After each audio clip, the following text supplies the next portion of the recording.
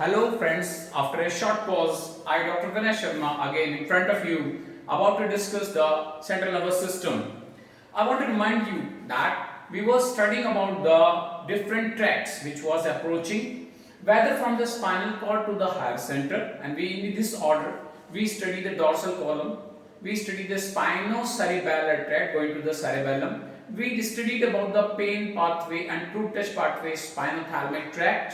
Now in this series I want to discuss about the descending tract, the major descending tract of the spinal cord, okay, or the central nervous system, which are carrying the information from the higher center and the regulating the different movement of the spinal cord level or at the different level. Okay, in this order, the first and foremost my favorite is the cortico-spinal tract, or also known as pyramidal tract. We will discuss why this is known as pyramidal tract, and as its name is indicate, it's coming from the cortex. I draw this cortex, cortical area of the brain, descending through different station, relaying and crossing and ultimately reaching to the funiculi of the spinal cord and relying on the internal neurons. So this is known as cortico-spinal tract.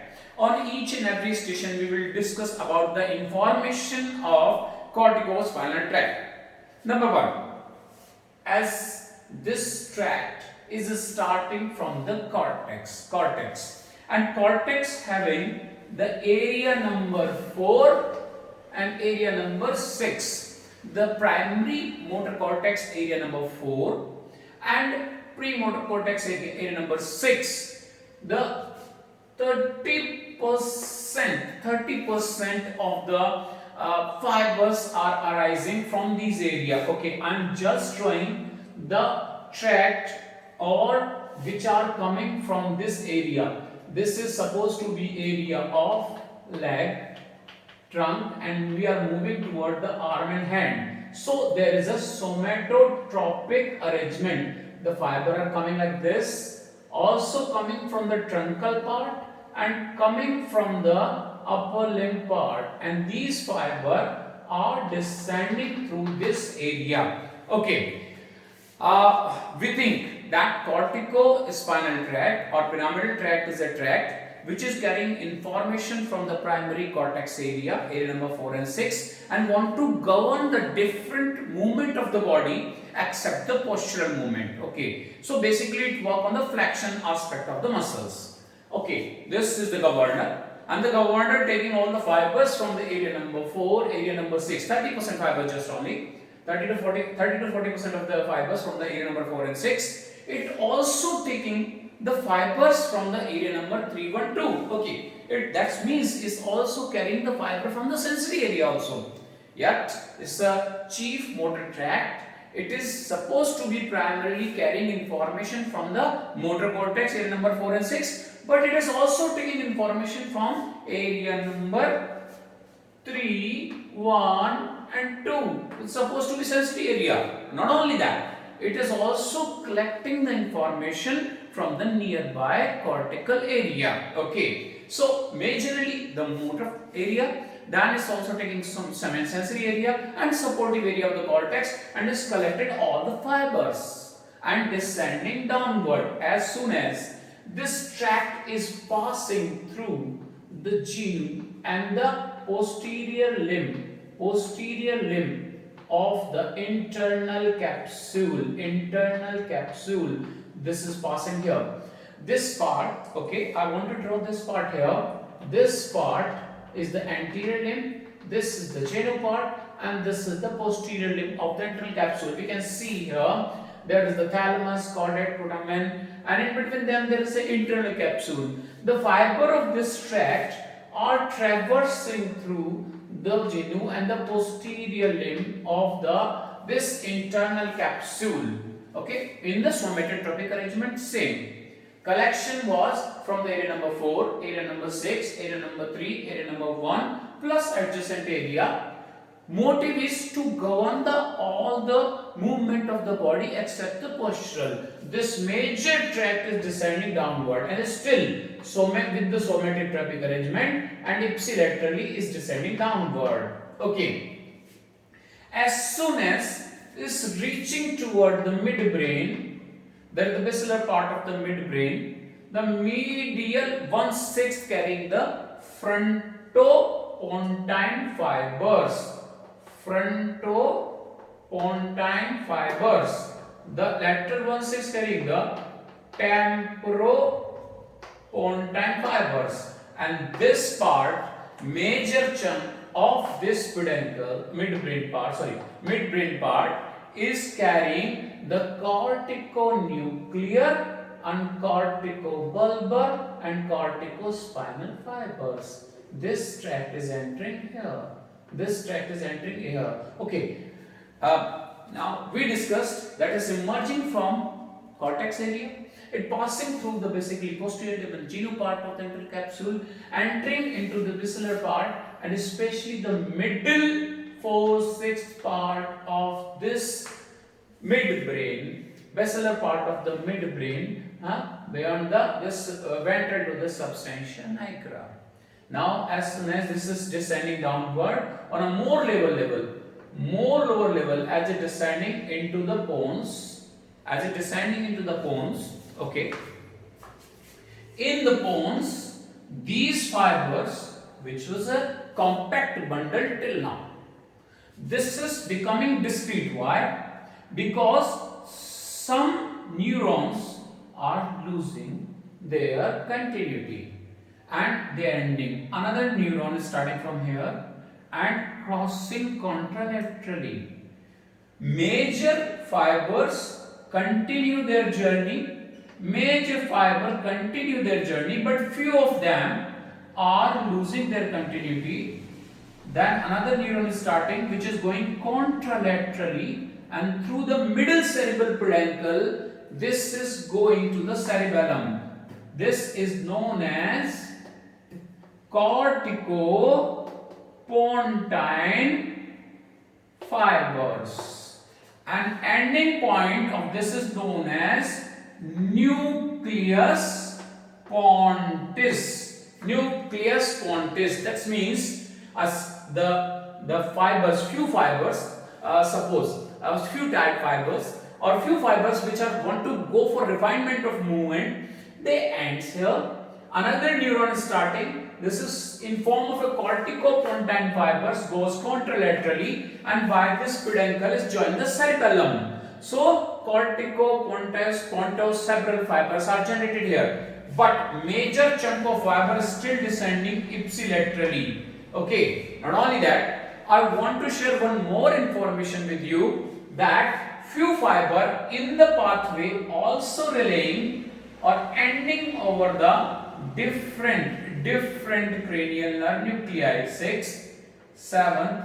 That means these corticospinal fibers are not only corticospinal fiber, this is also governing the different cranial nerve. So when we are writing about the cranial nerve, the first connection of cranial nerve is the cortical fibers which are coming from the cortex. So these are also governing here. Corticonuclear fiber. These fibers are known as corticonuclear fibers, which are governing different cranial nerve. We can see here the fibers are governing to the cranial nerve 3rd, to the cranial nerve 6th and 7th, and these fibers are also known as supranuclear fibers because the fibers are above the level of the nucleus of these different cranial nerve. This is also known as supranuclear. Fibers are the component of this tract. Okay, now up to this level, I want to try to elaborate again you that it is divided into 3 type of fibers. Number 1, this was a single tract which taken all the information from the different part of the cortex, passing through the internal capsule, passing through the basilar part of the midbrain, especially from the middle 4/6. Then it is also relaying in the different part of the nuclei or of the cranial nerve. That is, this also governing the nucleus of the cranial nerve. These fibers which are going and relaying over the nucleus, these are known as corticonuclear fibers. Another one, few fibers, now a compact bundle become discrete because this continuity of few fibers are losing in the bones, they restart as a cortico-pontocerebral pathway of the contralateral side. Okay, and the information, so this is disturbing the compactness of this tract, so these are known as cortico-pontine fibers. So actually we name the corticospinal also having corticonuclear or supranuclear fibers, and also having cortico-pontine fiber which is going contralateral to the cerebellar area. Okay, this is the story that this has three kind of fibers: corticonuclear or corticobulbar or cortico-pontine. Now major chunk of this cortico-spinal tract descending downward ipsilaterally and somewhat appearing here in the pyramid, in the form of the pyramid. I'm just showing in a discrete way. This is the pyramid in form of a pyramid, and we know the motor part during the development of the CNS. This is the pyramid. This is the pyramid part of medulla. The motor part of the CNS is developing toward the ventral side. So we can see the corticonuclear, corticobulbar, corticopontine fiber in the ventral part or the basilar part of the midbrain, basilar part of the bones, and the ventral part of this medulla. Now, as soon as just before the spinomedullary junction, that means the lowest part of the medulla, the major 70 to 90, 75 to 90% fibers of this tract descending downward is actually crossing. These fibers are crossing contralaterally. These fibers are crossing contralaterally, appearing here. And this decussation is known as motor decussation. This decussation is known as motor decussation. Okay, and in this order, the part of the gray matter is sectioned, cut by this part of the gray matter, which is almost making the ventral horn of the spinal cord, is cut down by these fibers. This is giving rise to the nucleus for the spinal accessory nerve and nucleus for the first cervical nerve. Okay, again at the medullary level, the fibers was throughout the brainstem was appearing in the ventral aspect. As soon as there is the last part of the brainstem, that the before spinomedullary junction, the fiber crossing, and this decussation is known as motor decussation. This decussation result the detachment of the partial ventral part of the gray matter in the medulla. Otherwise, this was almost similar to the spinal cord. And now you can see this tract is appearing into the lateral funiculi. This tract will exactly appearing here in the spinal cord in the lateral funiculi. Few things we have to consider. Number one, now this tract is crossed. At the lower part of the medulla. If any injury is happening into the upper part, cortex area, internal capsule, pons, and upper part of medulla, even the upper part of medulla, before this pyramidal or motor decussation, the motor loss will be on the contralateral side. Suppose there is a damage to the cortex, internal capsule, pons, etc. And actually, the this internal capsule and pons are one of the commonest site of hemorrhage. Okay, suppose there is a compression of this area, on the right side, the appearance and loss will be on the left side. Okay, contralateral palsy. But if there is an injury after the decussation below the medullary level, the appearance of the paralysis will be the ipsilateral side. Okay, now fiber crossed, because this was a lengthy diagram, so I try to draw the more lower level on this side. Okay, again I draw the medullary level just before the spinomedullary junction. Okay, again this is and again I want to draw, this one is the pyramid and this is the cortico-spinal tract. Okay, and there is the motor decussation, and lastly tract will appear here. This is the motor decussation or pyramidal decussation. Okay, and result will be the detachment of the ventral part of the spinal gray matter that will give rise to the now nucleus for the spinal accessory and nucleus for the first cervical nerve. Okay, now the fibers will descend downward.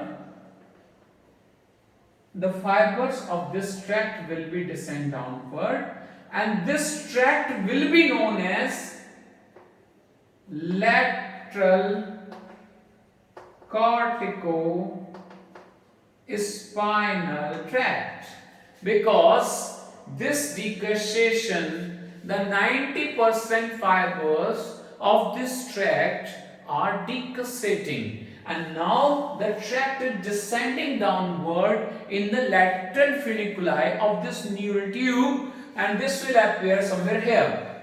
In its address, this is deeper to the dorsal spinocerebellar tract, and this is posterior to the rubrospinal tract. There it is, rubrospinal tract. This is the address of this one.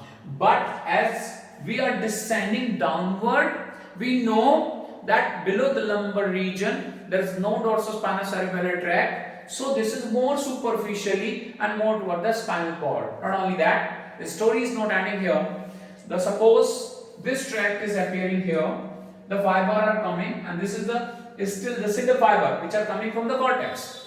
Whether the fiber ended in form of the cortical nuclear or in cortico-pontine forming the cortico-pontine cerebral pathway, but lastly these largest fiber which crossed appearing in the lateral funiculi and coming here, they are relaying into the area number 5 to area number 7. I am writing this one here, area number 5 to area number 7 of the gray matter. That is the gray matter. That means we define the gray matter in form of the 10 areas, and this was known as rexid lamina.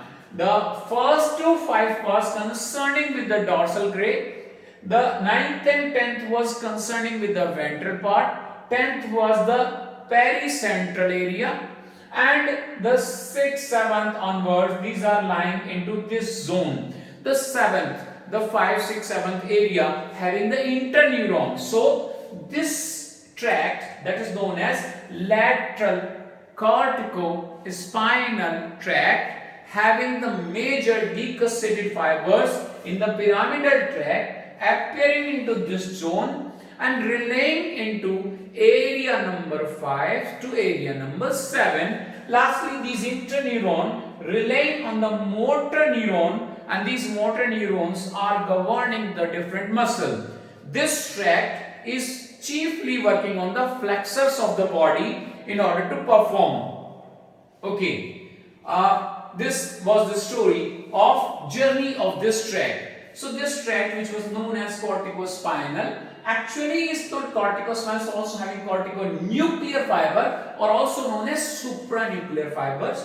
This also having the cortico-pontine fiber in the pons, making the nucleus pontis, and the starting of the other side cortico-pontocerebellar pathway, and more the remaining chunk 90% fibers which are descending downward, and in between they are also relying on the hypoglossal nerve, etc. They are again giving throughout the brainstem, they are relying on the cranial nerve nuclei also, and so these are known as supranuclear fibers. Okay, supranuclear fibers, or these are known as corticonuclear fibers. We heard a lot about the supranuclear palsy. Almost this tract palsy can create the supranuclear palsy or the pyramidal tract injury, so on.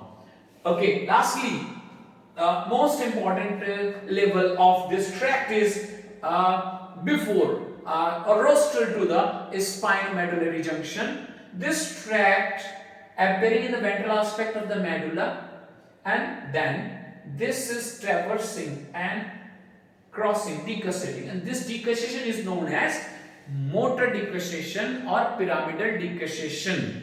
Medulla having three kind of decussations. One is the motor decussation, the sensory decussation, and olivary decussation. And sequentially, they are from below to upward: motor, sensory, then olivary decussation from below to upward. So this type of decussation, that is known as motor decussation, is more toward the spinal medullary junction. Now, as soon as the pyramidal fibers are decussating like this, they are appearing into the lateral funiculi of this neural arrangement. Now these are appearing in the lateral aspect.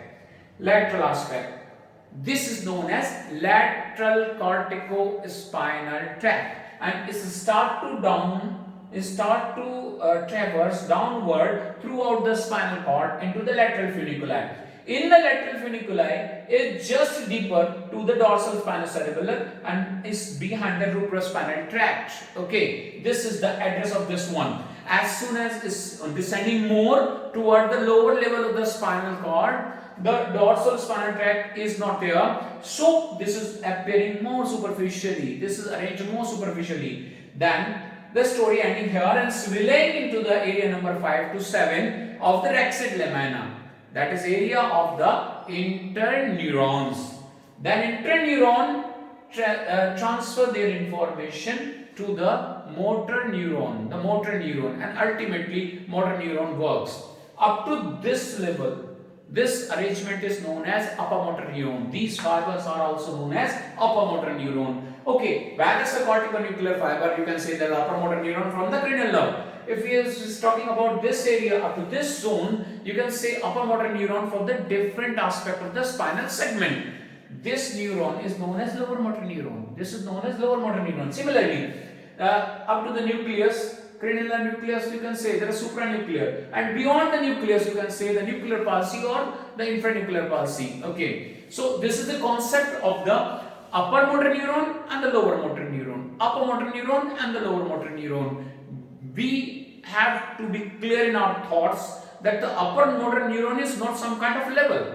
It's actually for the same segment or a particular segment, the corticospinal corticonuclear fibers, and after that nucleus, the lower motor neuron starts. So concept of the upper motor neuron and lower motor neurons should be clear in our brain, because clinical presentation of both are different. Okay, one more thing that we talked, the fibers which was arising from the area number 4 and 6 plus 312 plus adjacent area of cortex passing through the genu and the posterior limb of this capsule, intercapsule, appearing in the peduncle, giving corticonuclear fiber throughout the brainstem, giving rise to the cortico-pontine fibers. 90%, okay, we draw this one, we write this one. This 90%, 75 to 90% fiber decussate. Oh, that means 10% fibers does not decussate. That means the 10% fiber remain in the ventral aspect of this neuronal arrangement. That means the 10% fibers which are arising here will descend downward like this and appearing here. And this will generate the anterior cortico-spinal tract. Anterior cortico-spinal tract. Okay. So this is the anterior corticospinal tract, near to the vestibulospinal. Okay, near to the ventral horn. Okay, this is the anterior corticospinal tract. This was the story. But this tract, which is known as the pyramidal tract or cortical tract, in the different part of the brain creates some story. If you are drawing and talking about the internal capsule, which is a very narrow zone, you can't go without the corticonuclear, corticobulbar, corticopontine fiber and this corticospinal tract. This is filling the genu and the posterior limb of the internal capsule. So if this narrow zone is damaged, throughout the CNS, the contralateral side is affected because this is going on the other side. Okay, if you want to talk to the basilar part of this midbrain, the 4/6 part of this part is having the corticonuclear, corticobulbar fiber, and again the arrangement is somatotropically arranged. The cervical fibers are more superficial, lower limb fibers are more deeper. Okay, then if you talk about the basilar part of the bones, the cortico, not only this stuff, a bundle of the cortico-pontine or cortico, this one, the characteristic of the nucleus pontis and cortico-pontine fibers ending and starting of the pontocerebellar fiber is starting there for the refinement of the movement. Okay, if we want to talk about the medulla, the pyramidal decussation or motor decussion is the characteristic of this tract. If we want to talk about the lateral corticospinal tract, which is the major motor tract or governing part of the spinal cord throughout the spinal cord, that is appearing the lateral funiculi deep to the dorsal or posterior spinal cerebellar and posterior to the cerebral spinal tract. This lateral corticospinal tract governing all the spinal segments. Without this, there is no governance, and this is also known as upper motor neuron. This is the one of the most important tract, descending tract. This is governing not only the cranial nerve. This is okay. Let's talk about the each and every modification of this one. Okay, first of all, I want to talk about the this corticonuclear fiber. These are known as supranuclear fibers. Whenever you are writing the cranial nerve and you are writing that what are the connection of the function column, you first in each and every connections you write down okay supranuclear fibers or corticonuclear fiber. So this tract belong to these fibers. This tract is carrying these fibers. Okay. If you talk about this one nucleus pontis, again the movements which we want to refinement before going to the spinal cord, refinement, cerebellum refinement. This is ending here, starting there. Not only that, one more important thing is there. I want to discuss. This nucleus pontis formation is not only restricted to the pons area. Actually, in the upper part of the medulla, few fibers is still ending their story, and this is also working as a nucleus pontis. Now what? In the medulla, these fibers again crossing contralaterally, and these are known as ventral or anterior external arcuate fiber reaching to the cerebellum again in this order. So, okay, in the pons, nucleus pontis, first order neuron was dropped, next was starting contralaterally. Similarly, the story, if the story is not ending at the pons level, it is go just below or upper part of the medulla. Again, the nucleus pontis fiber at the upper part of medulla contralaterally going through the cerebral peduncle, and now these are known as ventral external arcuate fibers. This is not drawn in this diagram. Okay, the ventral external or anterior external arcuate fiber. So the posterior limb of the internal capsule, so the basilar part of the midbrain, so the pontocerebellar nucleus pontis or the basilar part of the pons, so the pyramidal decussation, pyramidal part of the medulla or lateral cortico. All these are story of this very important tract, that the corticospinal or motor tract. We started today major tract, and this corticospinal tract divides into 90% fibers decussate and descend in the lateral funiculi of the spinal cord. That's known as lateral corticospinal tract, and those 10% is not crossed ipsilaterally descending downward, and these are known as anterior corticospinal tract. Anyway, this tract is very important tract, and next a very short session we will try to elaborate between the upper motor neuron and the lower motor neuron and this injury, because applied of this tract is very important, because this is associated with the maybe associated with the stroke or anything else. So applied aspect or partial applied aspect and awareness about this tract is important. With this few word, I want to say, my friend, happy learning, and kindly like and subscribe my channel for further studying. Okay, thank you.